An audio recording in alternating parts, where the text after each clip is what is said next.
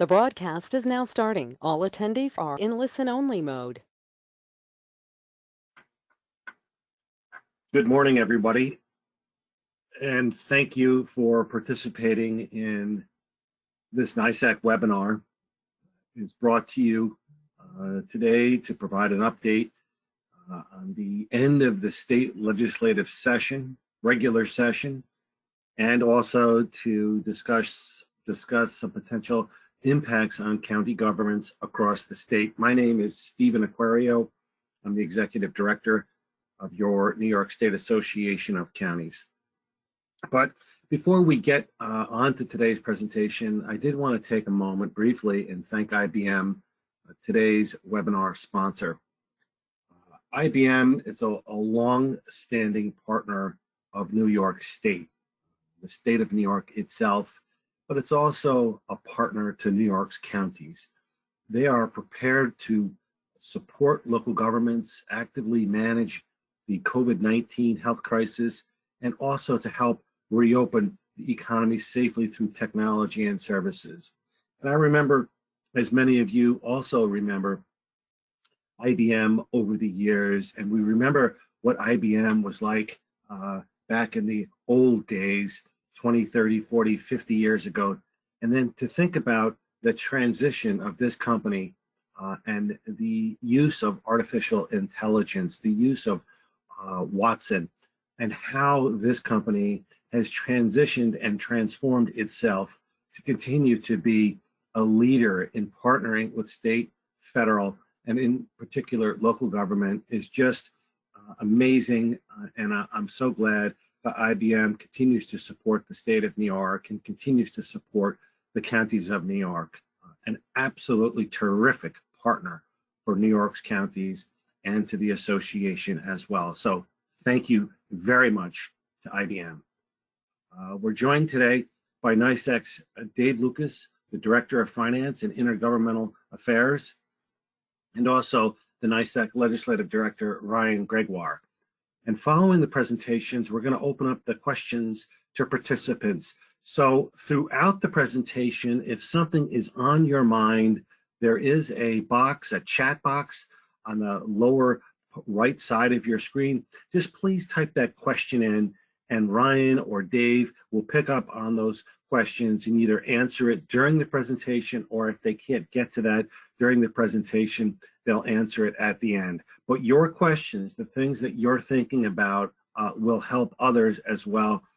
Please ask those questions throughout the process.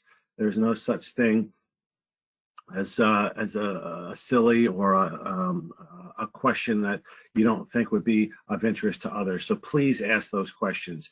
The recording will be posted, and a copy of the slide deck that's used will be posted on the NYSAC website later today at nysac.org/webinars.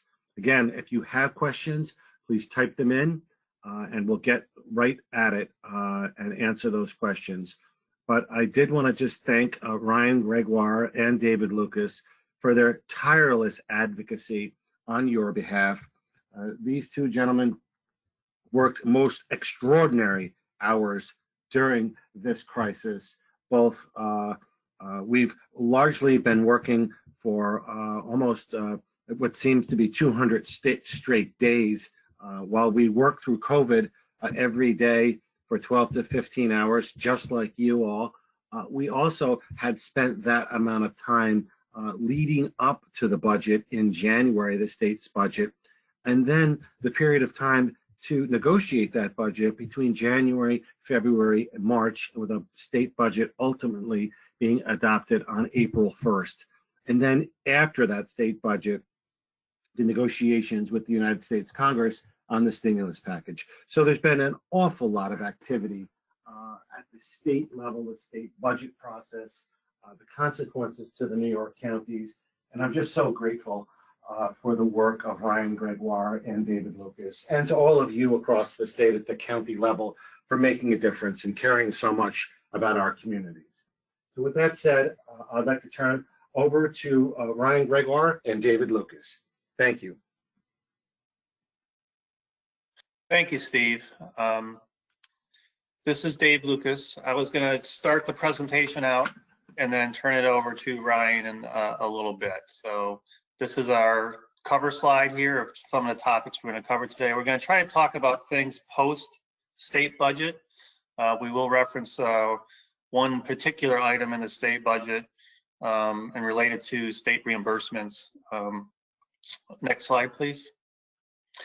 So the one thing we want to talk about related to the budget today is the governor's executive authority to maintain budget balance on his state ledger side.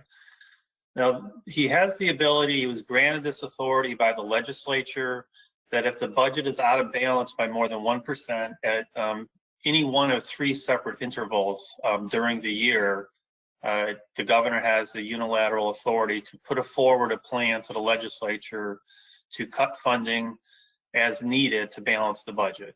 So he's given himself a target of $8.1 billion reduction in aid to localities is what he thinks he needs to balance the budget.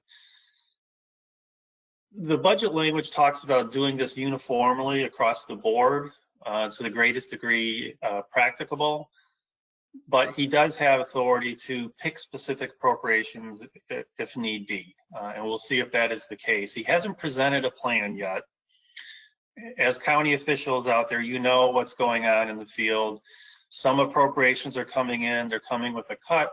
Some appropriations or payments or reimbursements are not coming in at all, they're just being delayed.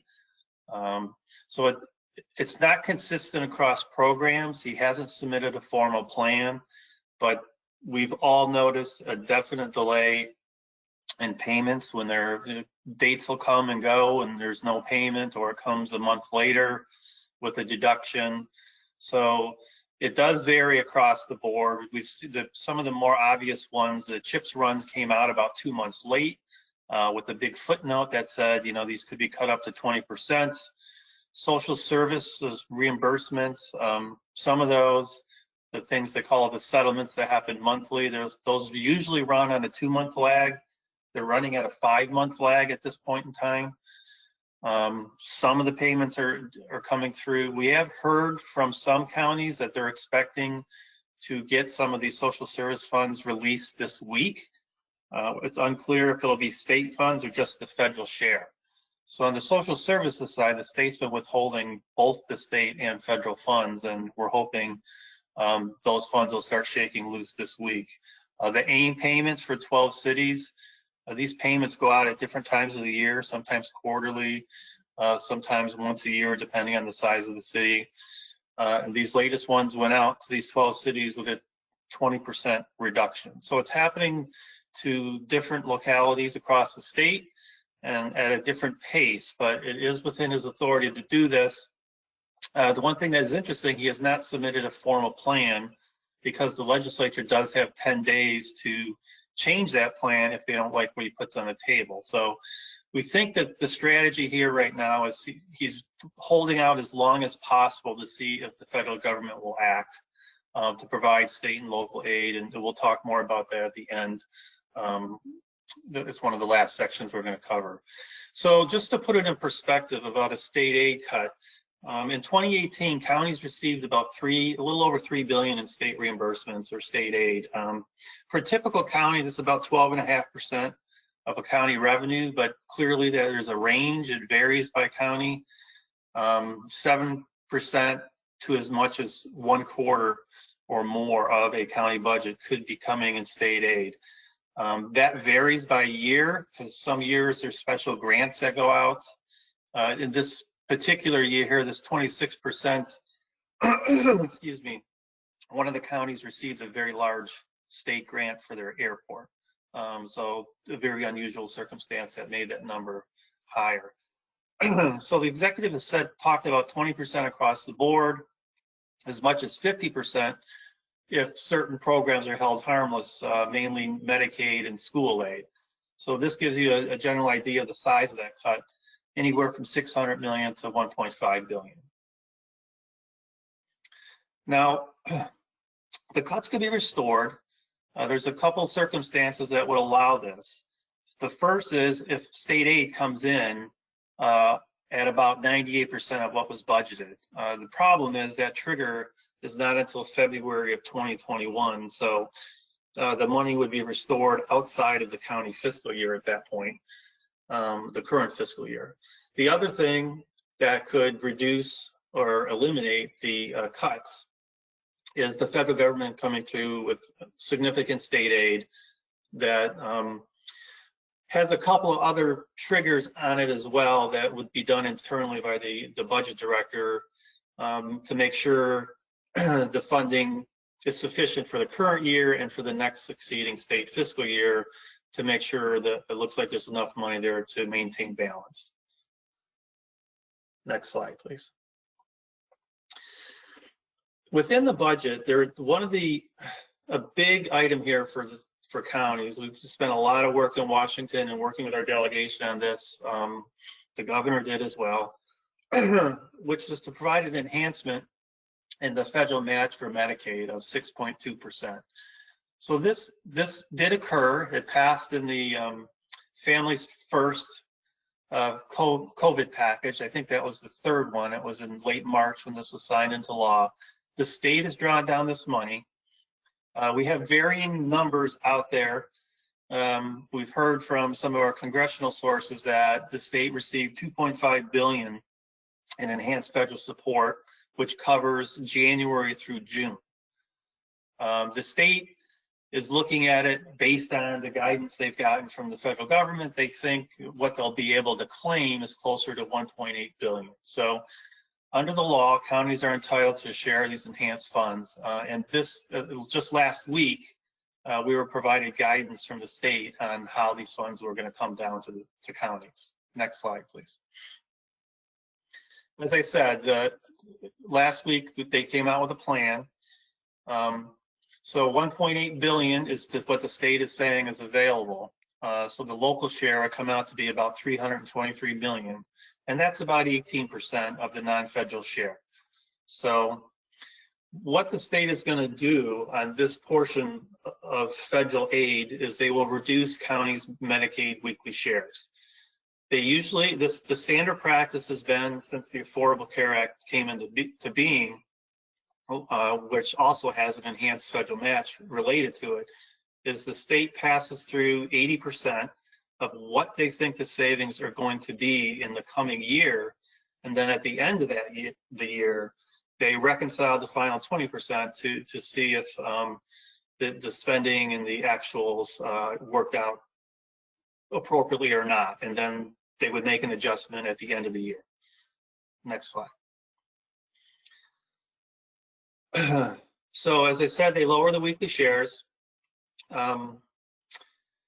They did more than just the COVID FMAP adjustment and this latest weekly share adjustment.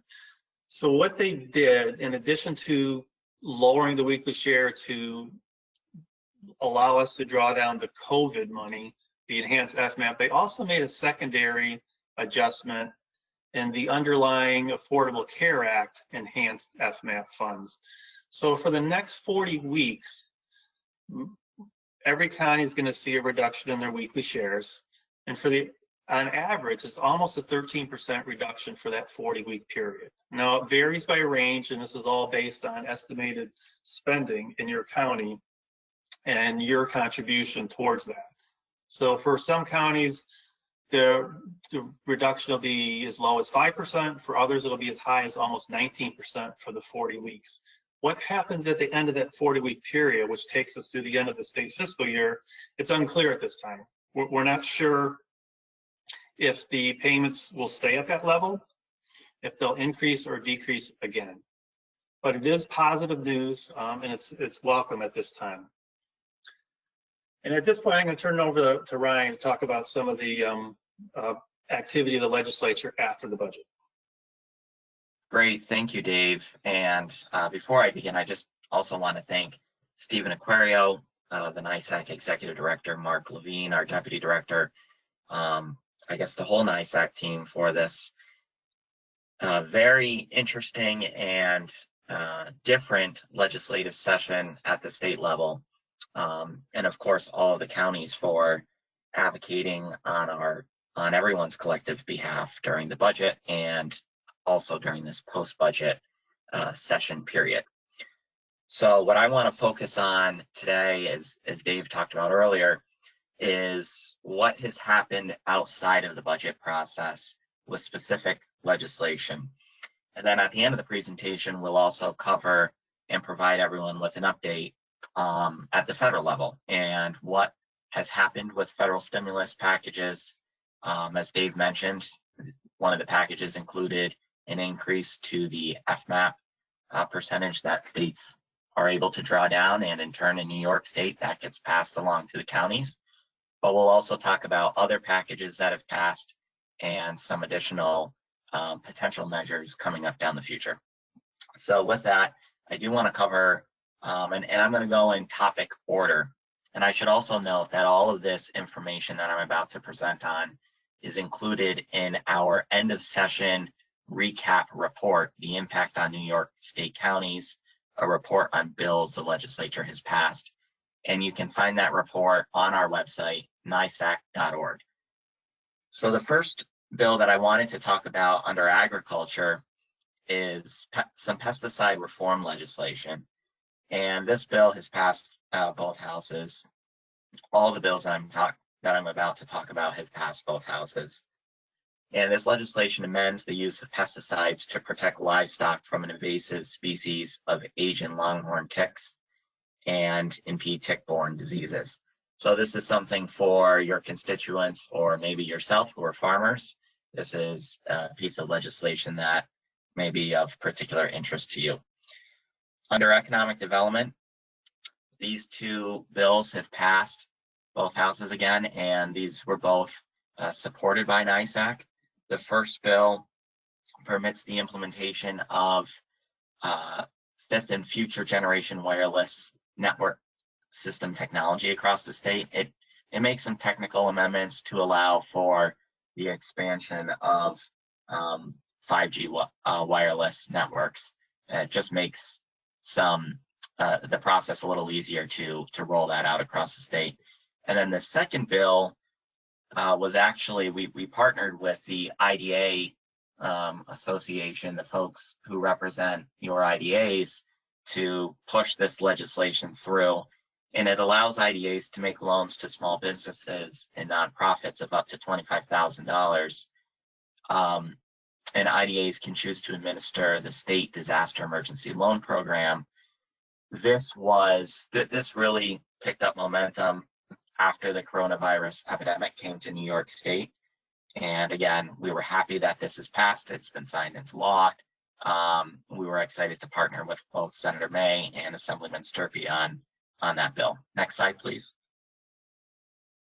Okay, under elections, there was a bill that passed about a month ago, maybe a little more now, which amends the election law to allow voters to request an absentee ballot by electronic mail.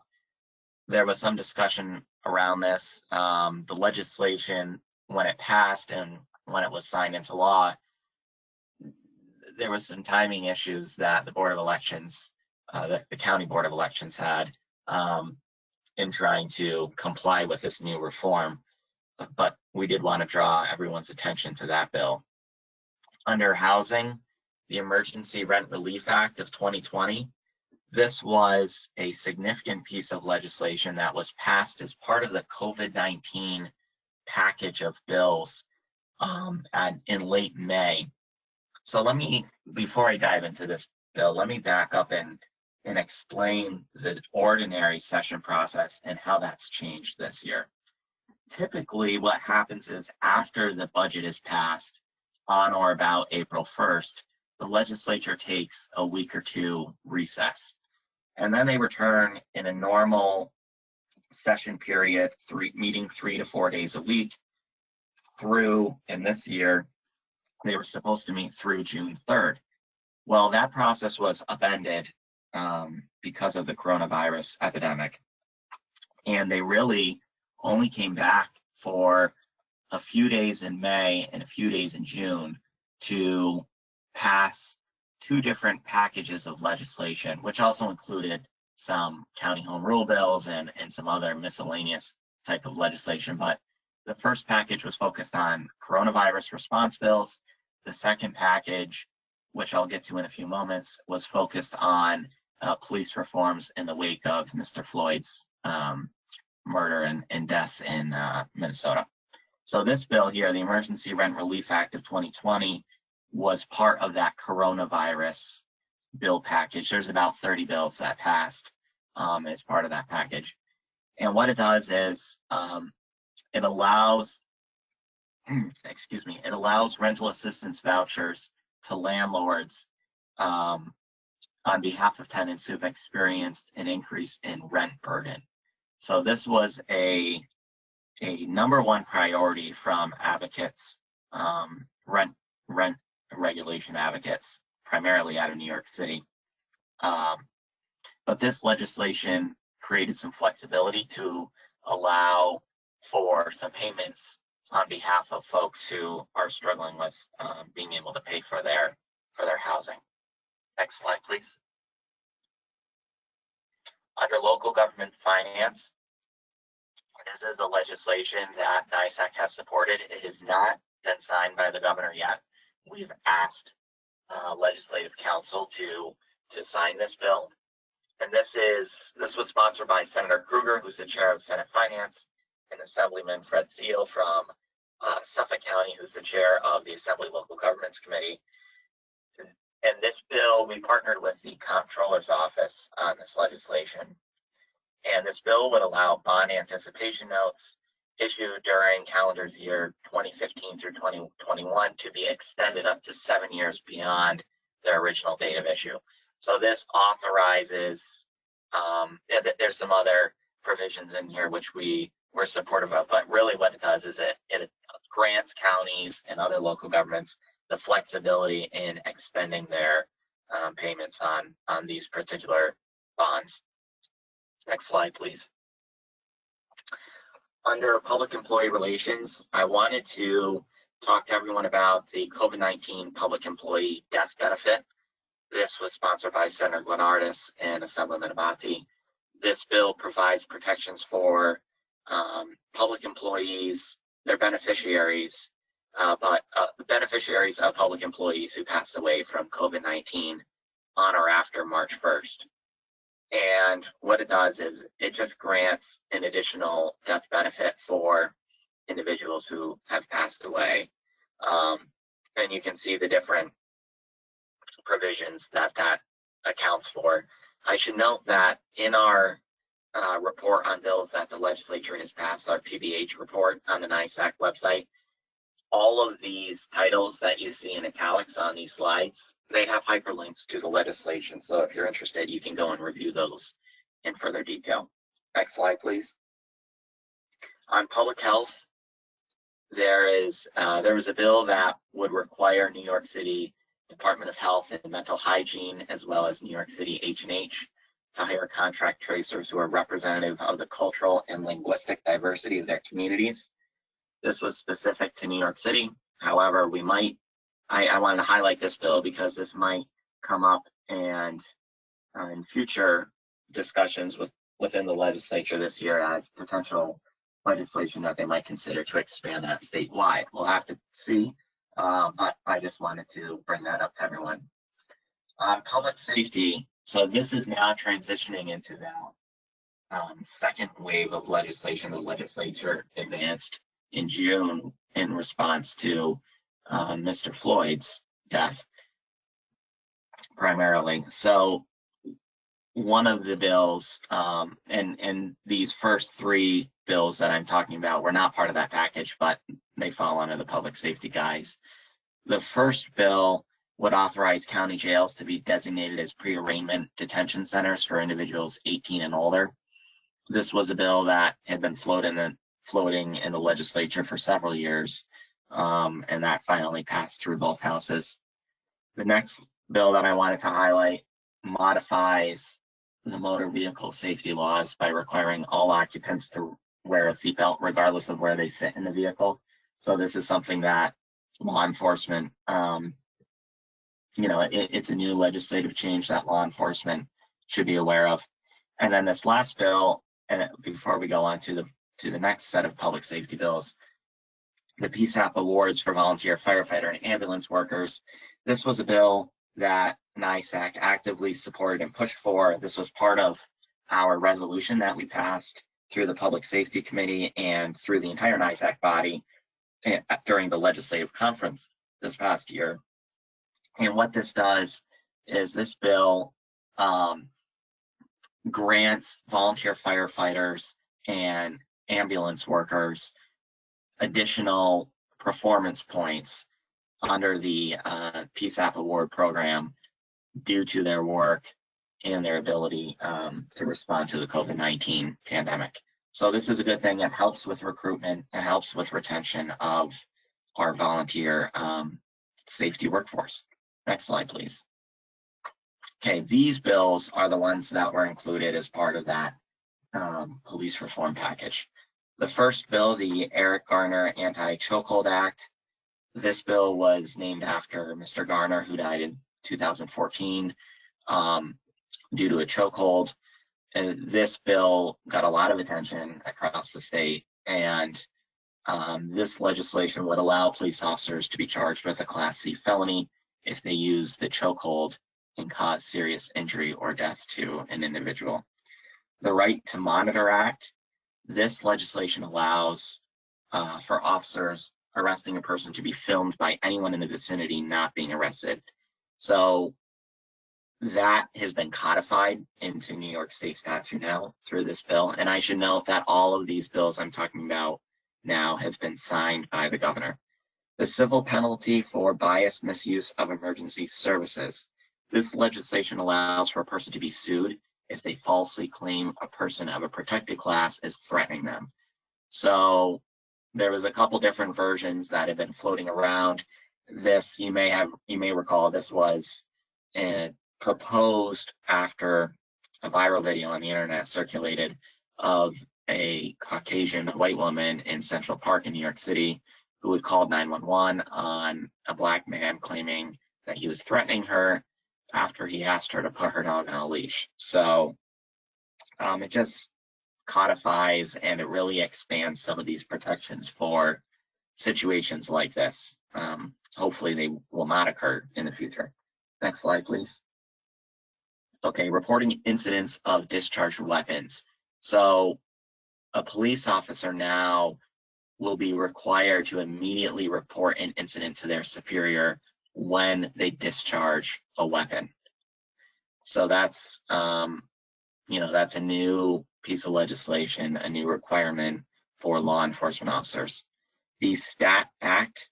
This bill requires courts statewide to collect demographic data on a range of metrics that they currently aren't collecting, or they may only be collecting in a limited fashion.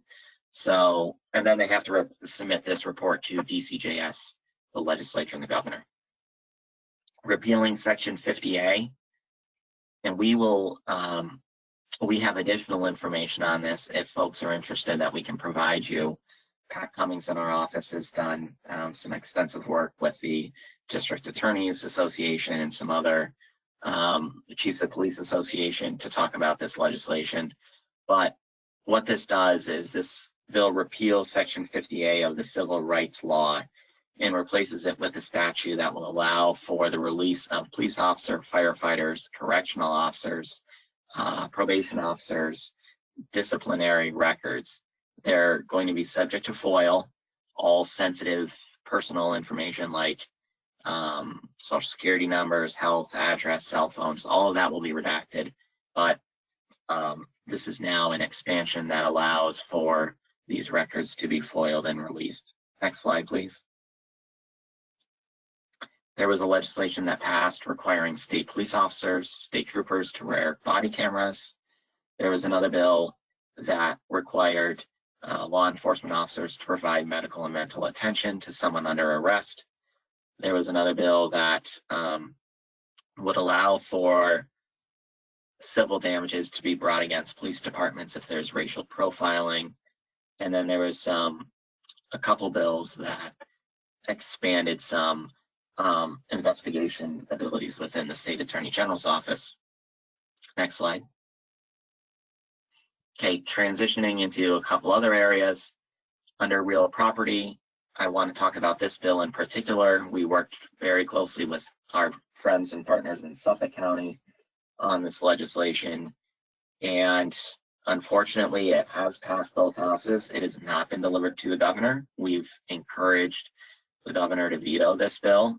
We were adamant in our opposition to this, but it allows for a local taxing jurisdiction, which includes villages, towns, cities, counties, to defer property taxes due to the COVID-19 pandemic, or separate the property taxes into many different installments payments without liability to the county.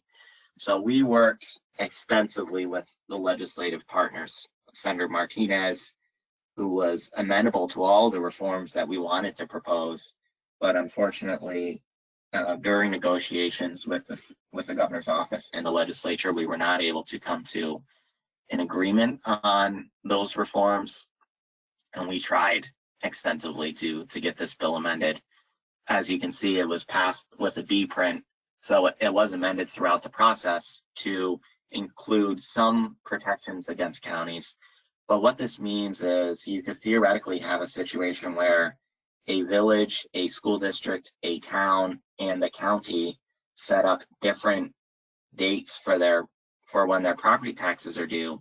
And just imagine that from the perspective of a taxpayer, where now you have, especially with someone who does not have an escrow account. So now you have an individual who will be responsible to pay their village, school, town, and county taxes at different times of the year, potentially, if all of those local jurisdictions opt into this bill. So again, this bill has not been signed by the governor. We've asked them to veto this legislation. Under the veterans category, this bill, the Outdoor RX Act, was passed earlier on in session in January or February, requires the Division of Veteran Services to review issues related to veterans' accessibility to parks, lands, and facilities. Homeless veteran reporting, again, this passed earlier on, and new local veteran service agency reporting requirements.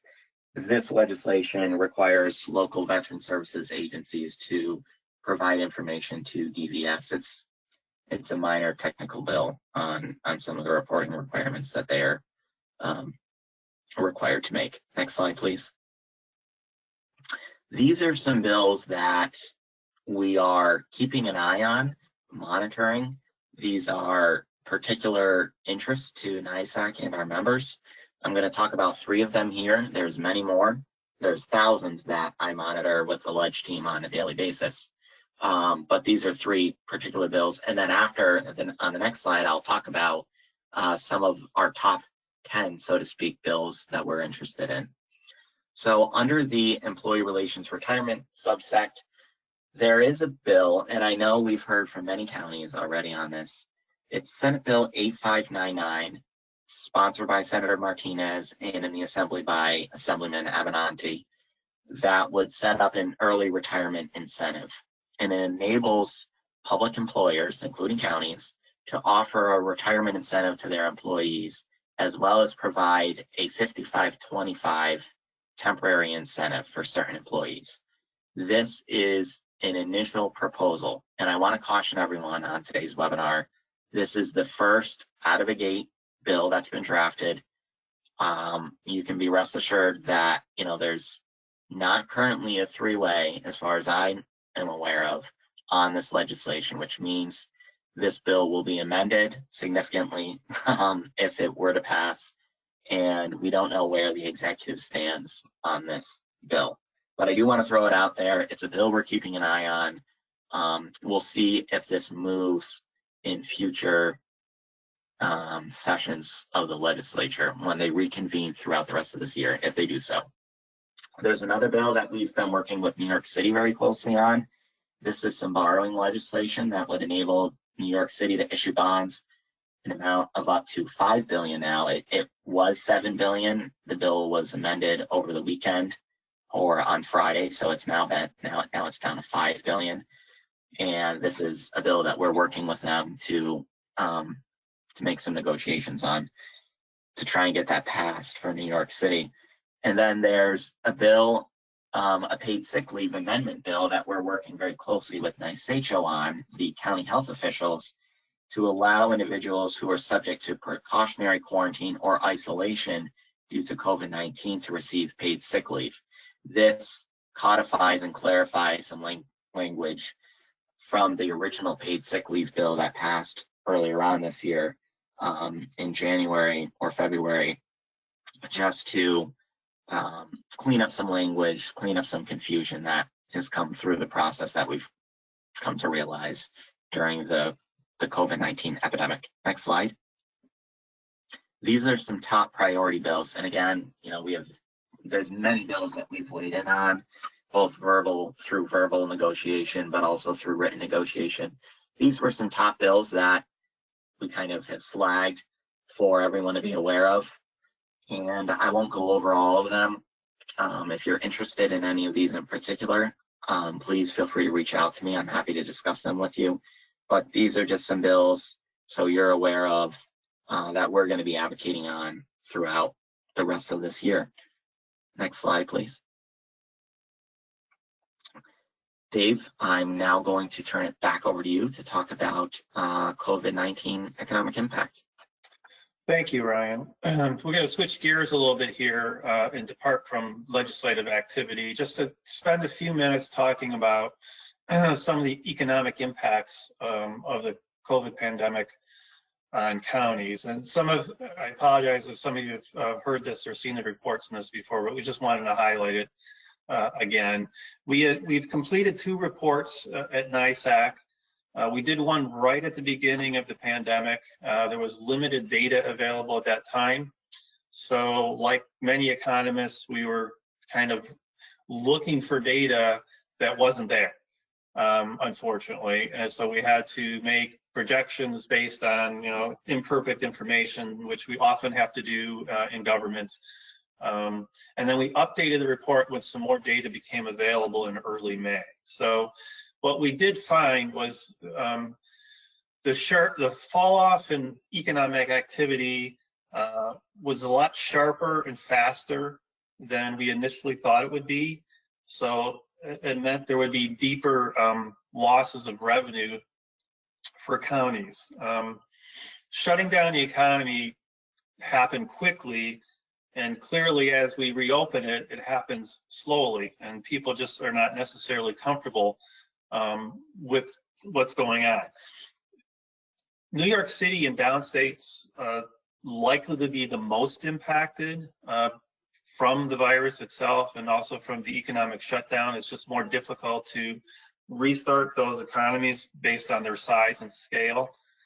And they had a larger impact with cases as well. So, but we have to be clear that no part of the state is going to be spared an economic impact. Next slide, please. So we constructed the report with a mild or more severe recession scenario. And right now, we're sort of in the middle where based on the estimates we've provided, kind of leaning towards the higher end, especially from a sales tax loss impact. But we'll see how it goes. Early next month in July, we'll be getting some initial sales tax data for the type of activity that occurred in June. So at the late end of May and early June, we started to get further into the reopening process. So we'll see how that works.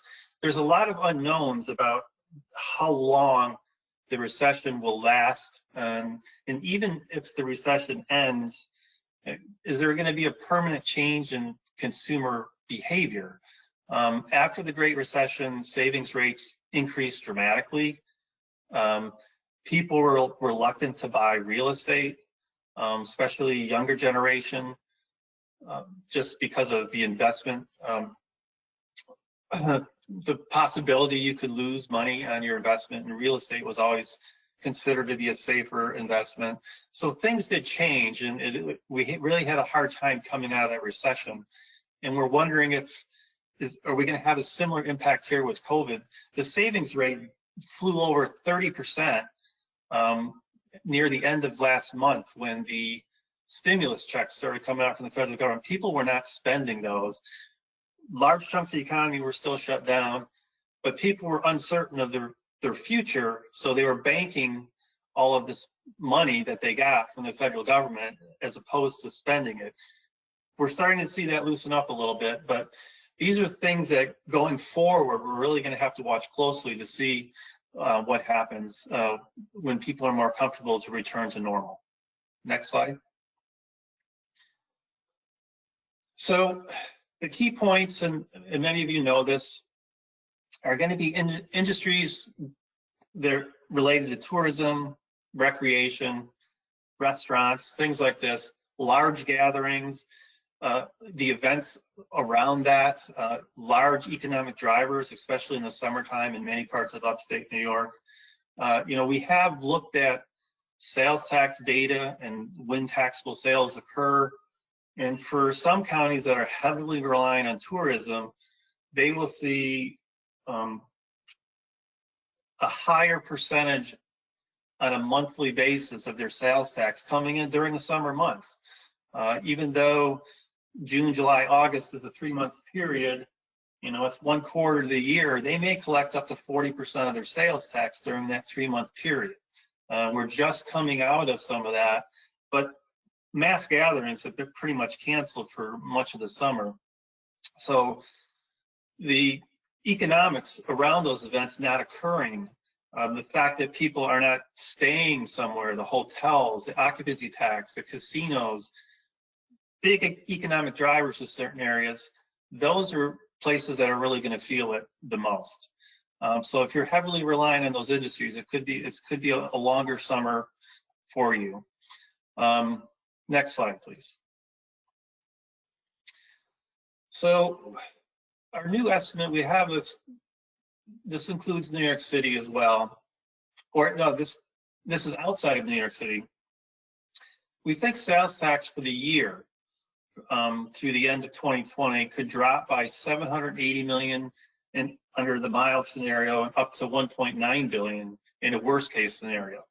And as well, occupancy tax could fall somewhere between 50 and 80 million. Gaming revenues are going to be off considerably, up to 80 million in the worst case scenario.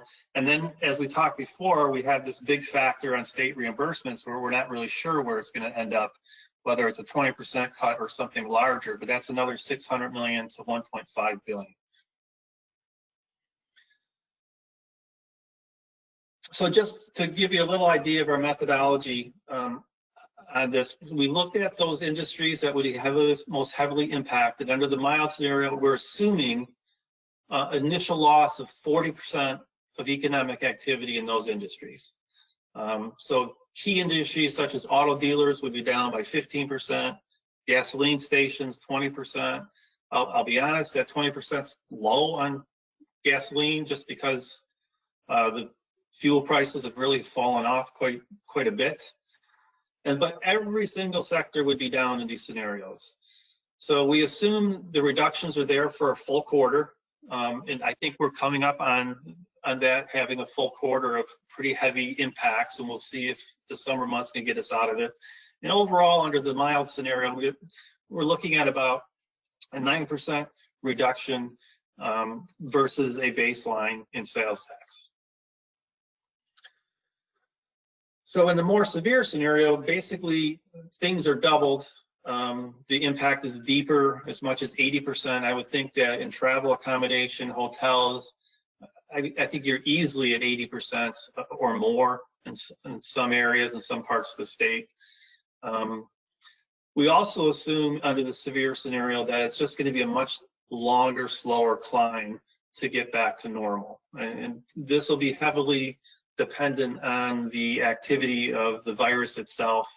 We're seeing a continuing infection rates in different parts of the country right now.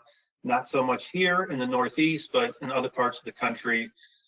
So we're hoping we don't get a boomerang back here, which would extend the timeline for restoring economic activity. But in this one, we assume almost up to 22% of sales tax could be lost versus the baseline for the year. And we've seen it in the data for April and May. The sales tax was off quite a bit, about 26% in April and about 32% in May.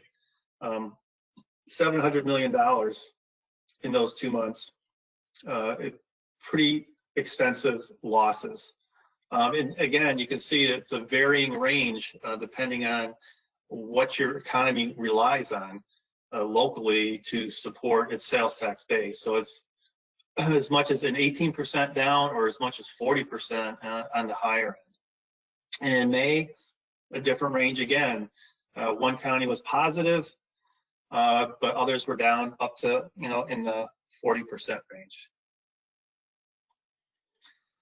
And just quickly to show, you think about where does your sales tax come from? This is data from the Census Bureau, and we have May, April, and March here, going backwards in time. And you see all the red numbers there. Because May is comparing itself to May of 2019, and you can see autos were off 5%, restaurants 40%, gasoline 31%, clothing, furniture, electronic stores, health, department stores, huge declines. It was much worse in April. Things were off, and also in March. But in the far right there, we show for the 57 counties outside New York City, those are the rankings of where most of your sales tax comes from. So when auto dealers are down 25% in March, 34% in April, and 5% in May, and it's your #1 source of sales tax, you're going to feel it. And we did see that in the numbers.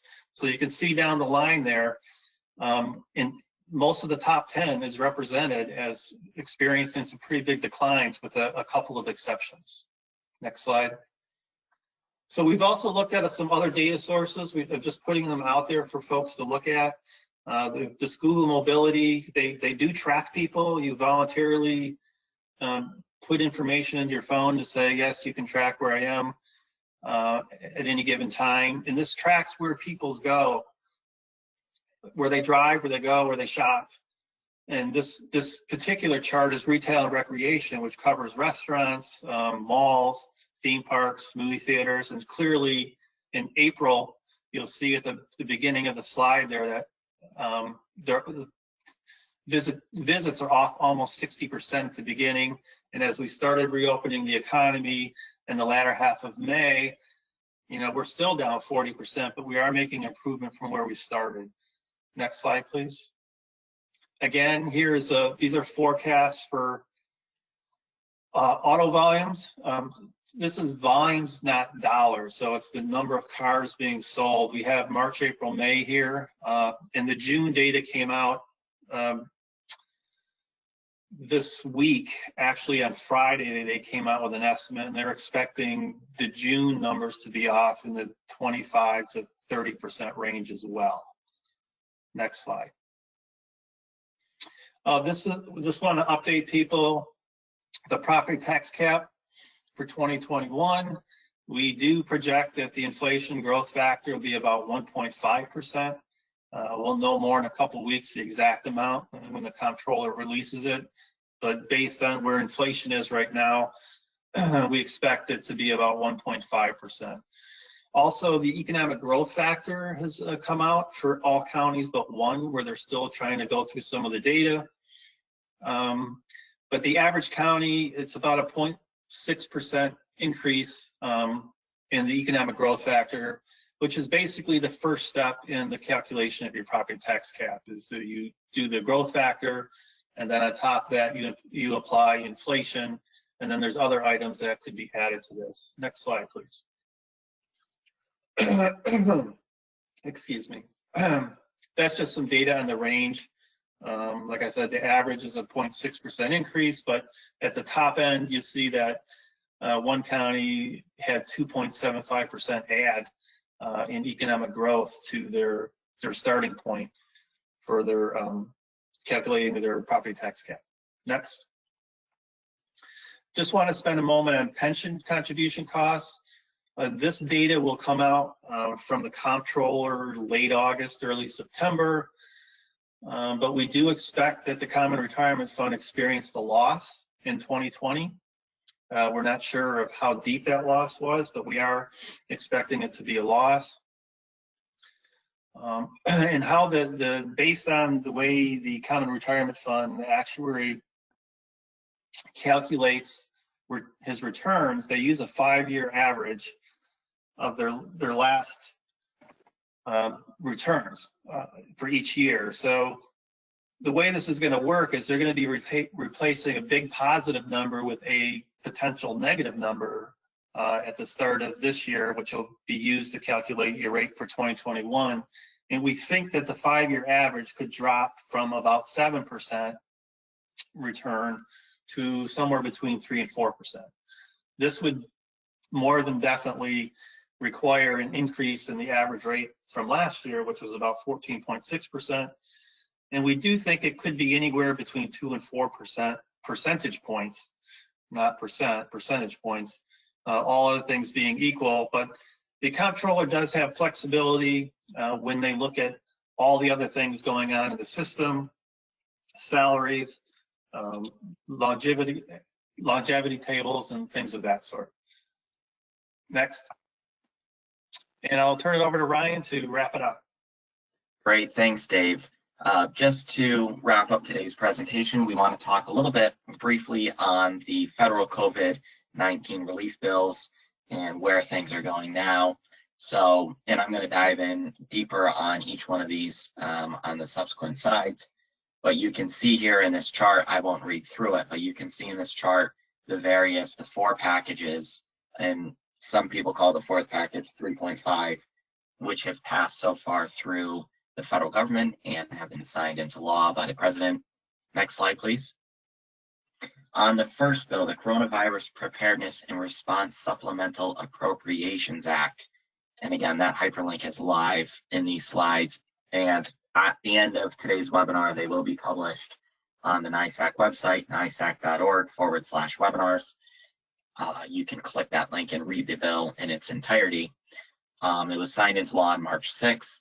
This was the first phase of the COVID-19 federal response bills, and it provided some funding to local governments and states to improve COVID-19 response efforts and purchase PPE. Next slide. Phase 2, the Families First Coronavirus Response Act. This was the bill that Dave talked about earlier that authorized the EFMAP increase for, in our particular case, in New York State from 50 to 56.2%. Next slide. Phase 3 was the CARES Act. You've probably heard about this in the news. This was the largest COVID-19 bill so far, and it provided several millions of dollars, about $7.5 million worth of money to New York State, $5 million which was reserved for New York State, and then another $2.5 million which was distributed, billion, which was distributed to counties across the state, but it included the FEMA Disaster Relief Fund. It also included the Coronavirus Relief Fund, which provided funding directly to municipalities over 500,000 population. Next slide. And then phase 3.5, or phase 4, as Nico described it earlier on the slide, this expanded the Paycheck protection program to just allocate some additional funding for the PPP. It also added another $75 billion in funding on top of the $150 billion, which had already, or $100 billion, which had already been approved, is part of the CARES Act for local hospitals, and then $25 billion for COVID-19 testing, virus testing. Next slide. So phase 4 or phase 5, depending on how you look at it, this is what's under negotiation. There's really 3 bills, 2 bills, actually, one of which is included as part of the baseline for negotiation. HR 6800, that's the HEROES Act. That's passed through the House of Representatives. It has been declared dead on arrival in the Senate, and the president has threatened to veto. It does, however, include $187.5 billion for counties in unrestricted aid. And it's roughly about $11 billion for all 62 New York State counties divided evenly by population. It also includes $500 billion for states. It removes the FEMA local match requirement, so it would be 100% FEMA allocation, and for the disaster assistance grants that have been allocated in prior coronavirus relief packages. It includes restoration of the T-Band Act, which is a NYSAC and New York City priority. It also includes a 14% FMAP increase, and HEROES County aid payments will be split over 2 years. Again, this is a starting point for negotiations from House Democrats. Next slide, please. The second bill, the SMART Act, which was introduced by Senator Cassidy from Louisiana, Senator Menendez from New Jersey, and Congressman Reed in New York, Senate Bill 3752. It's been gaining more widespread bipartisan support in both chambers. It also includes $500 billion for states, locals, and tribal governments. The rough calculation is close to the HEROES Act. However, as our infection rate, our COVID-19 infection rate decreases amongst, in comparison to the other 50 states in the country, our subsequent allocation would also decrease. So the funding formula distribution is a little different in this one. I have it here on this slide. If you have questions, please feel free to reach out to me. Next slide, please. The NYSAC and NACO messaging. Really, it comes back to the Direct Support for Communities Act. This is a preferred model for us. That it's a bill that's sponsored by Congressman Delgado in the Hudson Valley, Senator Zeldin from Long Island, Senator Schumer, and Senator Gillibrand. And it provides direct, unrestricted aid to county governments shared by population. So this is the messaging that we encourage everyone to continue to advocate with your member of Congress on. This is exactly what we want. Next slide. And again, just to wrap up, we'll take some questions here in a minute. We want to thank IBM again for partnering with NYSAC, partnering with our counties, and for sponsoring this webinar. And you can see the contact information here for Mr. David Sodergren at IBM. So with that, we're going to go to some questions now. And the first question here, Dave, this is a question for you on AIM payments for villages were taken from sales tax in May. Were those payments fully passed on to the villages? Do you know the answer to that, Dave? I do not know for sure. I've heard from a couple counties that they were told by their villages that they did receive the full amount, but I can't confirm that across the state. We will check though. Okay. The next question is, I understand that the annual Medicaid reconciliations are behind by at least 2 years. Is there any indication that the reconciliation will ever occur?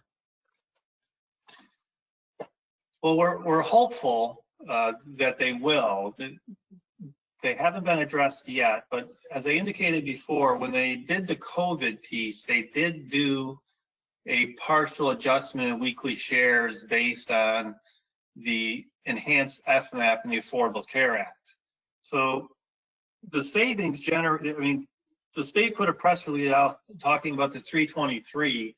The savings are significantly higher than that based on how they adjusted the weekly shares for the next 40 weeks. We're hopeful. They keep saying they're working to get an exact dollar amount known. So we're counting on that happening. It's really a timing issue and the calculation on how much it will be reconciled. But they are now over 3 years behind. Great, thanks, Dave. This question, I believe, is in reference to the Rent Relief Act Is it primarily New York City? How will landlords access? And how will we ensure that landlords do not access through home and community renewal and social services public assistance? Those are good questions. The bill is primarily for New York City, so yes.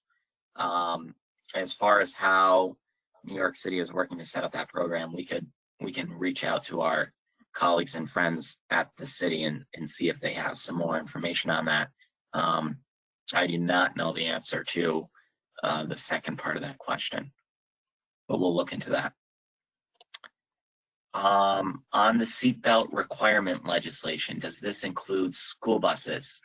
I do not believe that it includes school buses. This bill has not yet been signed by the governor. It's passed both houses. It has not been delivered yet to the governor, but this bill would mandate that anyone over the age of 16 is required to wear a seatbelt in a motor vehicle. And then the way the state defines a motor vehicle, there's some exceptions which include school buses. They're under a different definition, but it will require anyone over the age of 16 riding anywhere in a motor vehicle to wear a seatbelt. Okay, concerning 50A peace officers, each jurisdiction is required to develop and submit a local plan for approval prior to April 2021, correct? Will NYSAC or other entities formulate a general template or the like for the districts to utilize? Okay, this was a good question, and I do just want to note, I may not have clarified this during the comments I had on this bill, but the 50A is not the same as EO 203. 50A was done by legislation and did nothing to change how a FOIL request is responded to, other than states that personnel records for certain employees are now eligible. I don't believe it requires any plan submissions. Again, I'll take a look at that. But EO 203 does require plans and how to make for better and more efficient policing. Not for peace officers, though. They're two separate issues. But we can look into that in more detail. Are the pension contribution costs the same thing as retirement rates by the tier posted on the New York State retirement website? Dave? I do not know for sure. I'd have to check what's on the website, but we can get back to folks. Okay. Will counties in the New York City metro area be asked to provide more money to help the financially floundering Metropolitan Transportation Authority? I do not know the answer to that, Dave. Do you have any thoughts on if counties would be required to provide more money to help the MTA? We have not heard that yet, no. And the MTA and Port Authority are both asking for additional federal aid, which we're hoping will be part of the next package. Okay, and then the last question we have today is, Dave, do you have visibility on how much County Board of Elections will receive from New York State? I think this might be in reference to their to one of the federal bills that passed, which allocated $400 million to New York State, or I'm sorry, on a countrywide basis for election security, but I don't have that chart handy at the moment. Okay, the person who asked this question said yes on the CARES Act.